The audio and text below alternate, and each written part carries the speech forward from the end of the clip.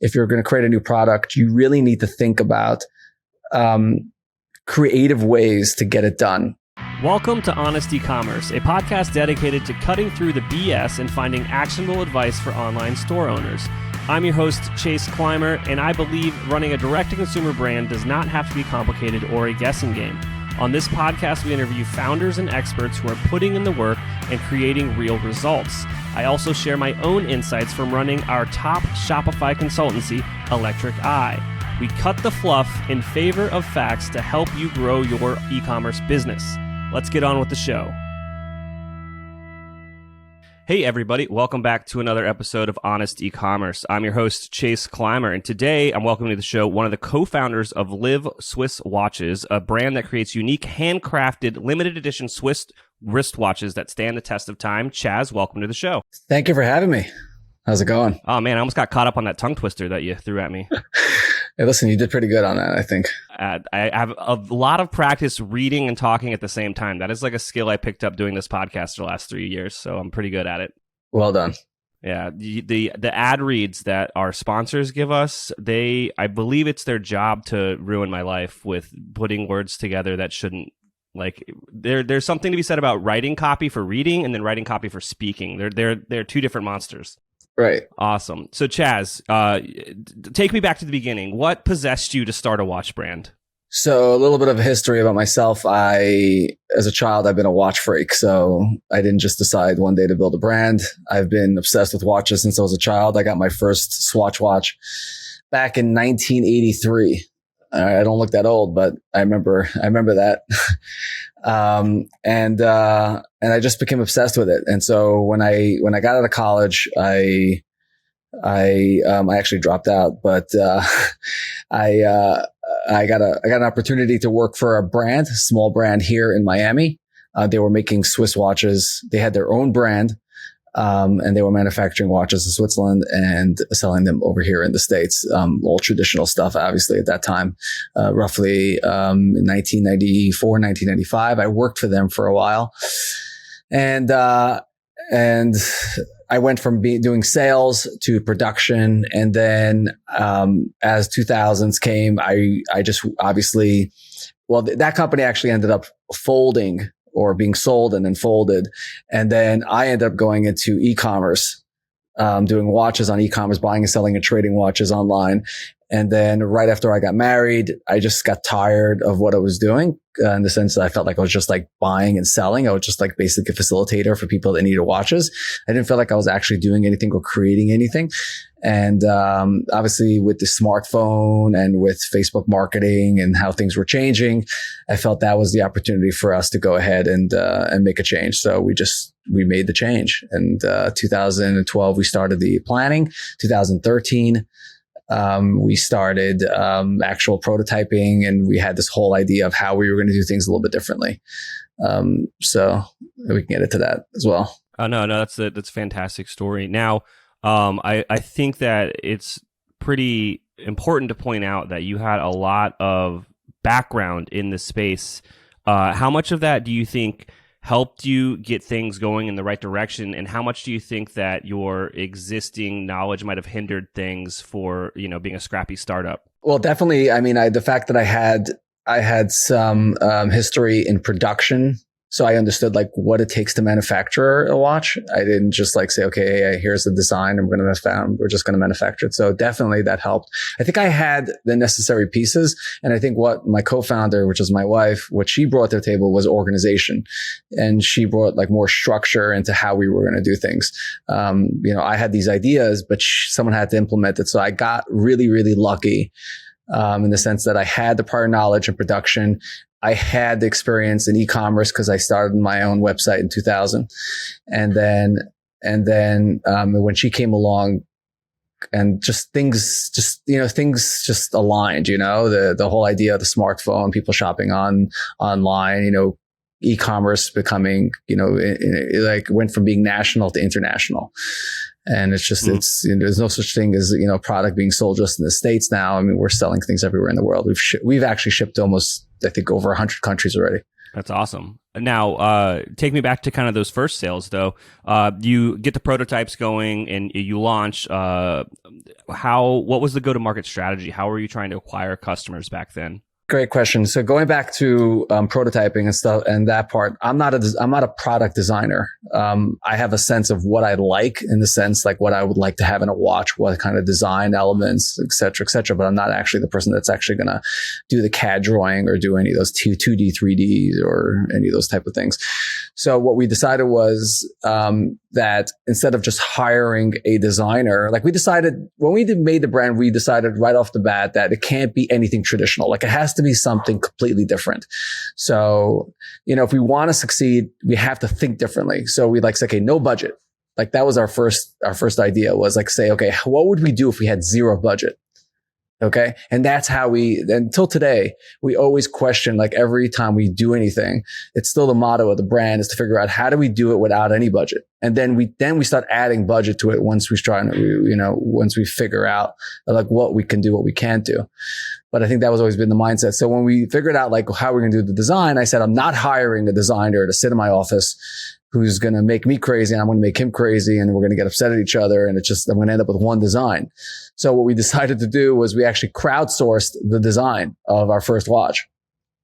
We actually went out and we hit up product designers from all over the world using mostly like Behance. And we basically got them to join our challenge. We called it the LIV Design Challenge. And we ended up with 6 winning designs. And I work with all those designers till today. Well, most of them, not all of them, but most of them, I work with them till today. So that was just one way of doing things, just completely different. That's from a product perspective. Once we had our prototypes and we knew what we wanted to do, then we said, okay, now let's sell it. Okay. How do we sell this thing? We need to have we believe it's a proven concept, but is it really proven? It's not proven until the public decides that they agree with what we've created. And so the next step was, let's go to Kickstarter. And that's where we did the Kickstarter campaign. So we did our first Kickstarter campaign, no marketing budget, just friends and family and like people that we knew. And we did like 200 grand on our first Kickstarter, but it's not really the money because 200 grand. Yeah, it's nice for a first Kickstarter, but it wasn't really about that. It basically proved that people were willing to put the money in. It wasn't a cheap product.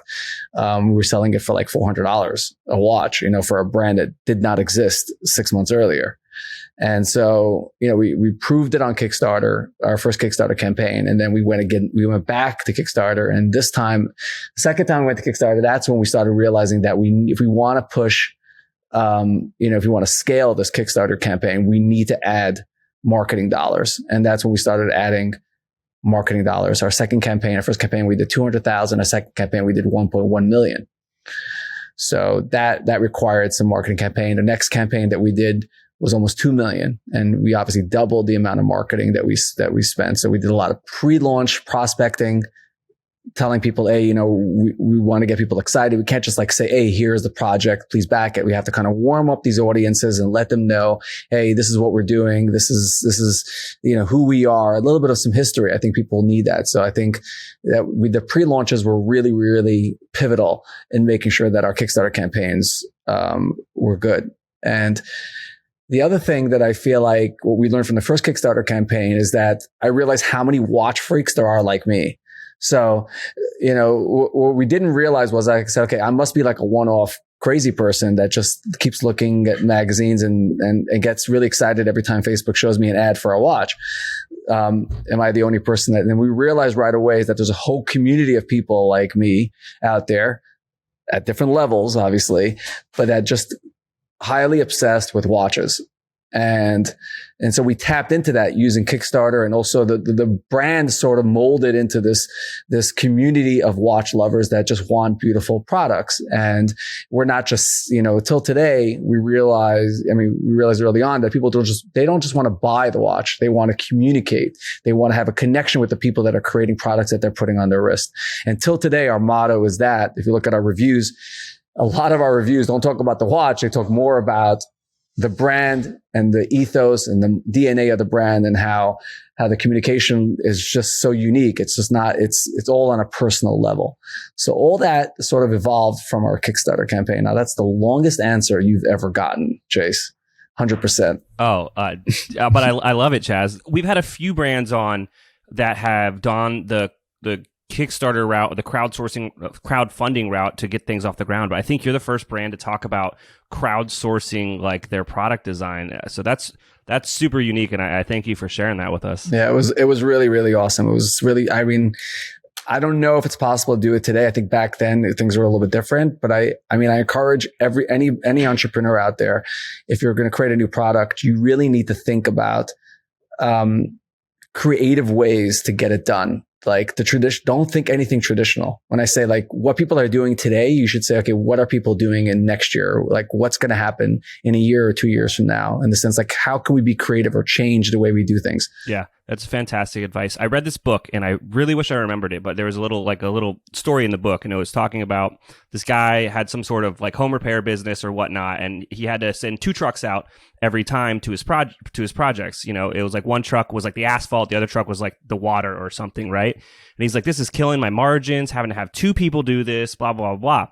And he's like, how can I save money here? How can I be more efficient? And, you know, the traditional was, screw it, you have 2 trucks, right? But what he stumbled upon was how to do it differently is he just built custom trucks that had one half of it was the asphalt, one half of it was the water. He then cut his manpower in half, cut his gas in half, wow. And then he could send more people to more locations, and his efficiency and his profit just shot through the roof. So that goes in line with what you're saying is like the traditional way of doing it doesn't mean it's the only way to do it. And there's probably a better, more efficient way to do something. Yeah, I agree. You always have to think. I mean, like I said before, till today, we're always thinking in terms of like zero budget. I feel like that's a real good starting point for any new, either a project or product or any endeavor that you're doing. Think of it with no budget and then add budget as you fail to find creative ways. But, you know, try to stick to the no budget motto as long as you can, because I feel like that's where the creative part comes in. I think that's often why funded companies fail is they throw money at problems instead of just thinking strategically about solving the problem. Exactly. If you're struggling with scaling your sales, maybe Electric Eye can help. Our team has helped our clients generate millions of dollars in additional revenue through our unique brand scaling framework. You can learn more about our agency at electriceye.io. That's ELECTRICEYE.io. Mesa is the Shopify expansion pack to level up your brand. By turning all your internet-connected apps into your business epicenter, Mesa can lighten your workload and tame the day-to-day chaos of running your store. Join other successful brands that have learned how to balance clever workflows with a solid infrastructure to get more done without more overhead. Whether you need to order data in Google Sheets, products on Etsy, or customers added to HubSpot, Mesa has you covered. Peace of mind is right around the corner when all your apps are working seamlessly together. To put it quite simply, Mesa is a better way to work. Search Mesa, that's MESA, in the Shopify App Store and download the app today. Is your store holiday ready? Now is the time to make sure you and your team are prepared for the busy season ahead. Gorgias, an omni-channel help desk built for e-commerce, has machine learning functionality that takes the pressure off small support teams and gives them the tools to manage a large number of inquiries at scale, especially during the holiday season. Gorgias combines all your different communication channels like email, SMS, social media, live chat, and even phone into one platform and gives you an organized view of all your customer inquiries. Their powerful functionality can save your support team hours per day and makes managing customer orders a breeze. Merchants can close tickets faster than ever with the help of pre-written responses integrated with customer data to increase the overall efficiency of customer support. Their built-in automations also free up time for support agents to give better answers to complex product-related questions, providing next-level support, which helps increase sales, brand loyalty, and recognition. Eric Bandholtz, the founder of Beard Brand, says, "We're a 7-figure business, and we have essentially one person on customer support and experience. It's impossible to do it without tools such as Gorgias to help us innovate." Learn how to level up your customer support by speaking to their team. Visit gorgias.grsm.io/honest. Mention this podcast when you sign up to get 2 months free. That's gorgias.grsm.io/honest. Our partner Rewind can protect your Shopify store with automated backups of your most important data. Rewind should be the first app you install to protect your store against human error, misbehaving apps, and collaborators gone bad. It's like having your very own magic undo button. Trusted by over 100,000 businesses, from side hustles to the biggest online retailers like Knicks, Gatorade, and Movement Watches. Best of all, respond to any of their welcome emails and mention this podcast, Honest Ecommerce, and get your first month absolutely free. Getting an online business off the ground isn't easy. So if you find yourself working late, tackling a to-do list that's a mile long with your fifth cup of coffee by your side, remember, great email doesn't have to be complicated. That's what Klaviyo is for. It's the email and SMS platform built to help e-commerce brands earn more money by creating genuine customer relationships. Once you set up your free Klaviyo account, you can start sending beautiful, branded messages in minutes thanks to drag-and-drop design templates and built-in guidance. And with e-commerce specific recommendations and insights, you can keep growing your business as you go. Get started with a free account at klaviyo.com/honest. That's KLAVIYO.com/HONEST. Quickly though, I want to touch on the Kickstarter stuff as you started to invest marketing dollars into that. What I'd heard historically was, Facebook, Instagram for prospecting, try to get those emails and then retargeted through that way. Was that pretty much the same process that you guys followed? Yeah, exactly. So we did a lot of prospecting beforehand, and then we had this real nice sequence of emails that explained our stories. I mean, one of the campaigns, the sequence was 10 emails.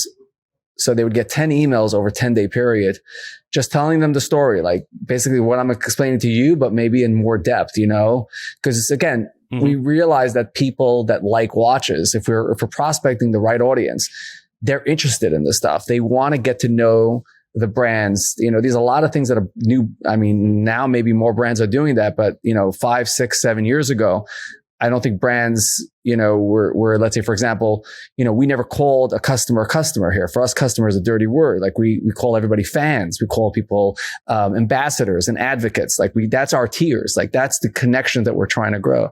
Internally, we always discuss that when we talk to people, think of it in dating terms. Like how would you talk to somebody if you wanted to date them? Right. I mean, we don't want to date our fans, but the point is that, if you talk to somebody and he says goodbye, then you say goodbye too. You say, "Oh, have a great day." And that person, "Oh, you have a great day too." Well, hope you have a great week. And then you just, you know what I'm saying? Always be the person to say the last word. You're the one that's ending the conversation. And so they can move, you know what I'm saying? It just gives you a different feeling that the people really care. We don't do a lot of blasting emails.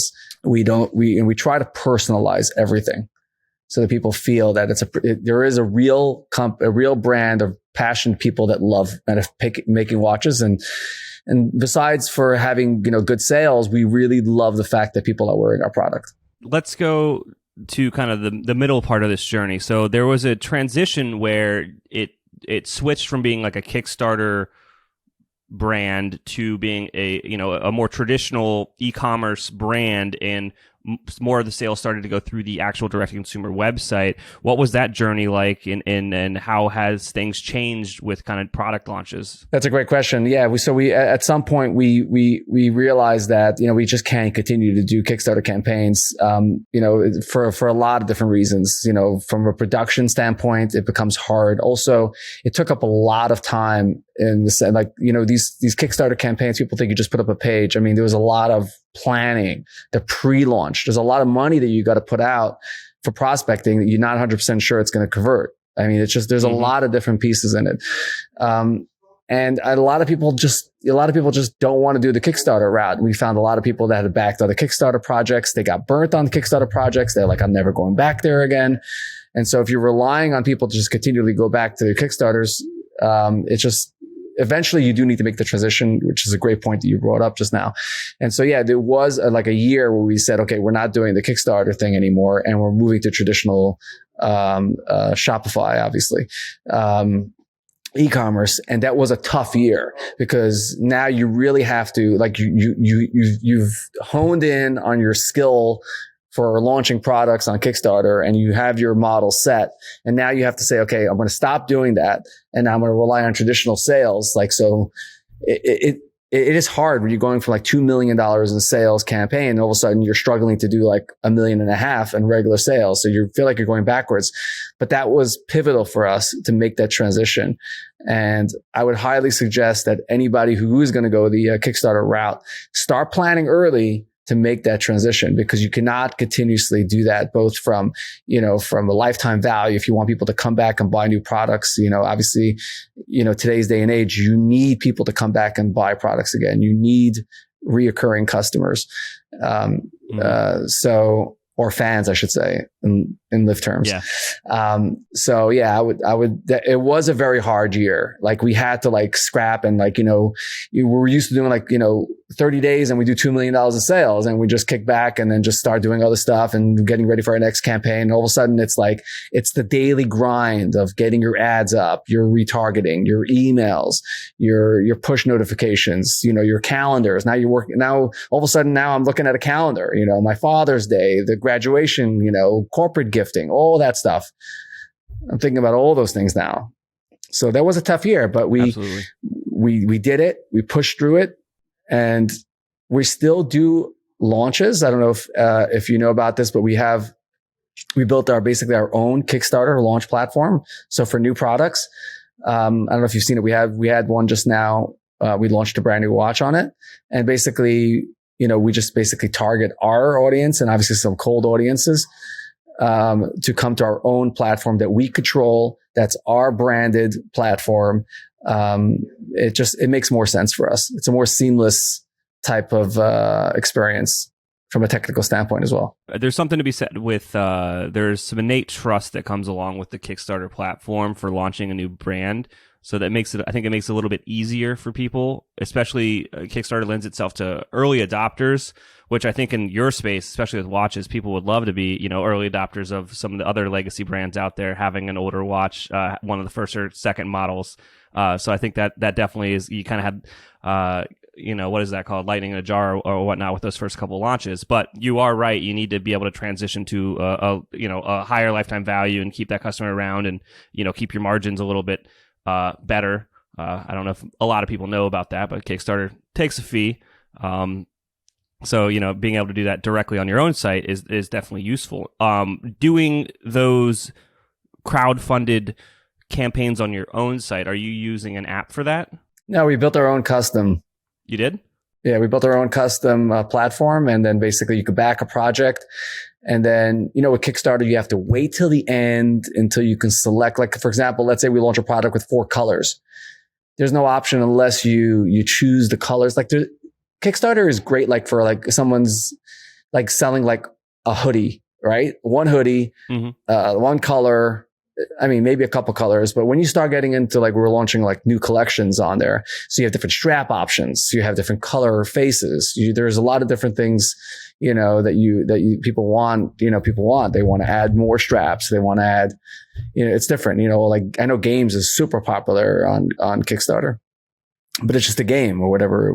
I don't know. There was Exploding Kittens. My kids just told me about this game called Exploding Kittens. I have backed a lot of games on Kickstarter. I love board games. Right. So my kids just told me about this Kickstarter game that they did amazing. It's called Exploding Kittens. Have you heard of it? Mm-hmm.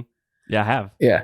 So anyway, so I feel like that's really good because it's just a game. And then basically when the campaign's over, they just send you a link, either the backer kit or they have their own platform that they built, and you just check out. You give them your shipping to address. I don't know if they have any upsells. They don't have any upsells during that process. And then you just check out. By us, it was just, we wanted people to be able to back the project, get all their information. Kickstarter doesn't give you their information until the end of the campaign. So you spend a lot of money bringing people in. You don't know, you can't track them. You don't know you can't retarget because you don't know who's coming to the page. But yeah, I agree with you. It's early adapters. I mean, some brands have made it part of their business. Like they run in parallel, like they'll run the Kickstarter campaigns and they run their e-commerce. For us, I felt it's better if we build our own platform. Why should I push people to a Kickstarter campaign and have them go to a platform that doesn't exist? That's not ours. Also, we built like a very custom checkout process. So they back the project. Once they get in, they can select their watch. They go through like a 5-step process. It's very easy. We have curated straps that's specifically like, so they could build their own custom stuff. and it's really successful in the sense that we get a lot of upsells on that. We have a section in there called backer deals. So these are deals that are only specifically for people that back our projects.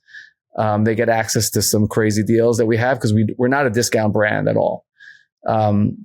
We basically pulled all our discounting from the brand. We realized that people are not buying our watches because they're getting a good deal. They're buying it because they just love what we're doing, and they're gonna, I highly suggest people reevaluate their discounting strategy.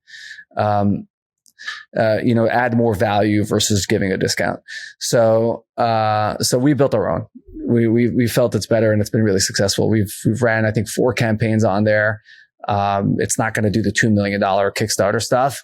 But then again, we're not spending a huge amount of money on advertising to it. So I think we've done about $2.5 million on it over the last 3 campaigns. If you could go back in time and, stop yourself from making a mistake or tell yourself to do something differently, what would you do? Be careful on the data, the anecdotal data that you get from like feedback from fans or customers, I should say. So in other words, like a lot of times you'll have, someone says, hey, I really don't like this, and this, and this. And everybody here in the office goes, oh my God, nobody likes it. Da, da, da, da. I think you need to do a lot of research. I think in the past we 10 people would scream out of 1,000, and then we think the whole 1,000 were screaming. And it turns out it was just 10 people screaming. And so we made a lot of changes on product changes, or we did we added more colors or other variations, or we did a lot of stuff. From our perspective, our product is not cheap. There's 6 months, to build these watches. And so, we made some mistakes early on where we love feedback. Okay. But it's got to be like real proper feedback, and where you have like real data, where you're sending out surveys and you're saying, okay, what do you like, what you don't like? And not, what I'm saying is don't listen to the 10 people that are screaming at you, because it's probably just 10 people that are they just scream at everything. Don't make business decisions on that. Yeah. The squeaky wheel gets the grease. Is that the old saying there? Exactly. Now, is there anything I didn't ask you today that you think would resonate with our audience?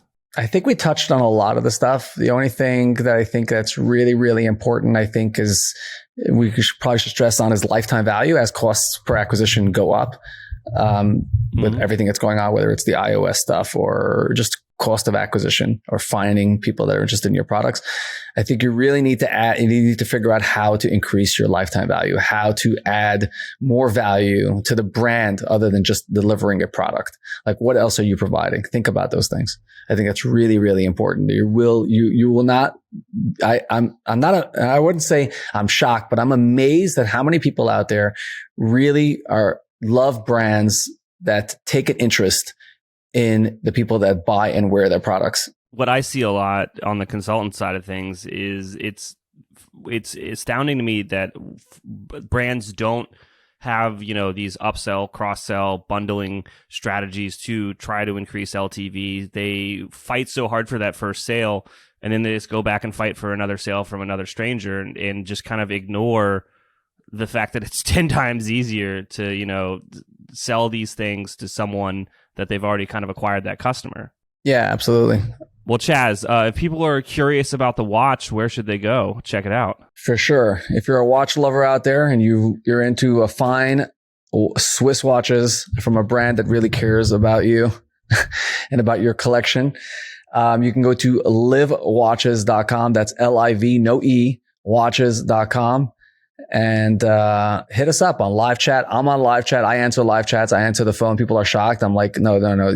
Everybody here talks to everybody. So we're a family here. We're passionate about the products that we build, and we really love the community that we've built around us. Awesome. Chaz, thank you so much for coming on and sharing today. Thank you for having me. Appreciate it. Thanks, Chase. All right. I can't thank our guests enough for coming on the show and sharing their knowledge and journey with us. We've got a lot to think about and potentially add into our own business. You can find all the links in the show notes. Make sure you head over to honestecommerce.co to check out all of the other amazing content that we have. Make sure you subscribe, leave a review, and obviously, if you're thinking about growing your business, check out our agency at electriceye.io. Until next time.